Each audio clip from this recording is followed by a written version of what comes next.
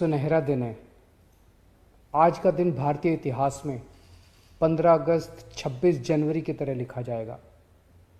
आज केंद्र सरकार को किसानों के संघर्ष के आगे झुकना पड़ा और तीनों काले कानून वापस लेने पड़े।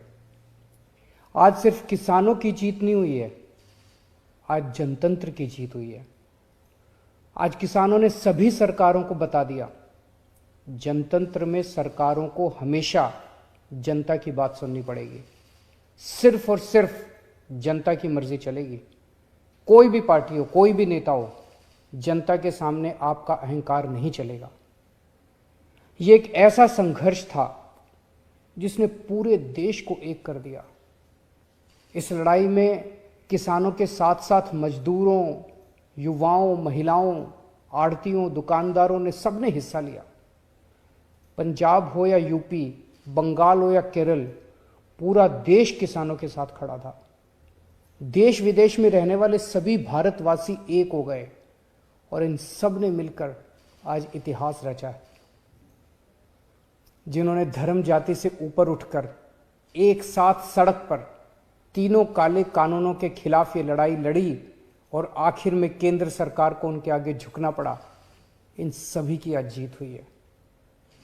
पूरी दुनिया के इतिहास में शायद ही इससे बड़ा या इससे लंबा कोई आंदोलन हुआ होगा। इतनी शांतिपूर्वक तरीके से इतने लाखों लोगों ने संघर्ष किया, कड़ी धूप में, ठंड में, बरसात में, पीछे नहीं हटे। इस आंदोलन को तोड़ने के लिए सरकार ने, पूरे सिस्टम ने, एजेंसियों ने, पूरे के पूरे तंत्र ने न जाने क्या क्या कोशिश की। किसानों को आतंकवादी कहा, खालिस्तानी कहा, एंटी नेशनल कहा, सब तरीके से घेर के उनको, उनके हौसले को तोड़ने की कोशिश की गई। लेकिन किसानों के लिए भी आज़ादी की लड़ाई थी। आज़ादी के दीवानों की तरह किसानों ने भी कमर कस के ये लड़ाई लड़ी और जीते। किसानों के प्रबल साहस के सामने वाटर कैनन का पानी सूख गया, सरकार की लाठियां टूट गई, कीलें गल गई, लेकिन सरकार उनका आत्मविश्वास और जज्बा नहीं तोड़ पाई। आज एक बात का दुख है, बहुत दुख है, 700 से ज्यादा हमारे किसानों ने अपनी जान गंवा दी। इसकी जरूरत नहीं थी, इनकी जानें बचाई जा सकती थी अगर ये कानून पहले वापस ले लिए जाते।